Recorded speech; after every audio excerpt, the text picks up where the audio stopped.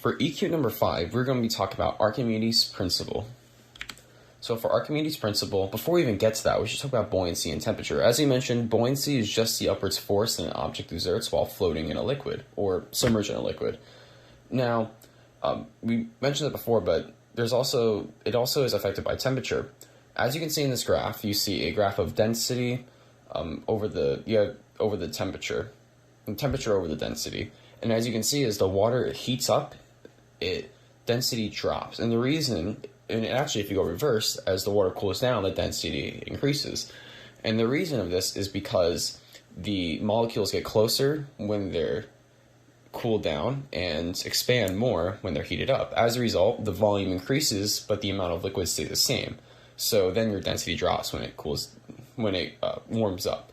So temperature is just the speed of the molecules that make up an item. So when you heat up the liquid to boiling temperature, the molecules are going really, really fast and they start to convert into steam and such. That's boiling. But as you start to go to ice, the speed of the molecules gets so slow that they start to form into solid rigid structures that don't move next to anything at all. But they still move unless it's absolute zero, but it's so small that you really won't even notice it.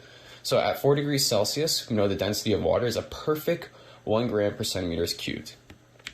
So this also brings another way of how can we visualize what is buoyancy and what does it mean. So Archimedes came up with a principle, and it states that the upward buoyant force that is exerted on a body immersed in the fluid, whether fully or partially, is equal to the weight of the fluid that the body displaces. So basically the buoyant force is equal to the fluid that's displaced, and I'll show you that in a lab. So here on the far left, you can see a ball that's being dropped into a vat of water, and whatever liquid overflows over a certain point then goes into another vat that can be weighed.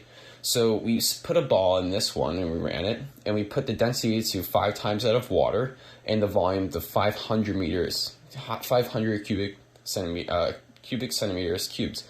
And what we see is that the ball immediately sinks to the bottom because of the density, but then the liquid it displaces is 500 cubic centimeters, and that weighs 500 grams. So we can use that to determine, first of all, this object weighs 500 grams. Well, we know that the water weighs 500 grams, and we know that that buoyant force is equal to 500 grams. Now, let's say we sink another object that's 50 grams. Now, as we can see, when it sinks to the bottom, it's still 5 times the density of water. The weight of it is equal to 10 grams, and the amount of volume of water is 10 centimeters cubed, which is exactly the volume of the object. Now, if then we half the density of it, if it's half the density of water, only half the object submerged. So the volume of the water in the second vat is only half the volume of the object that we drop in. On top of that, it's half of the, if this object was the density of water, how much the water would weigh would be 300 grams and 300 cubic centimeters. However, it's only 150 grams, so only half is submerged in water, so that's the force, 150 grams.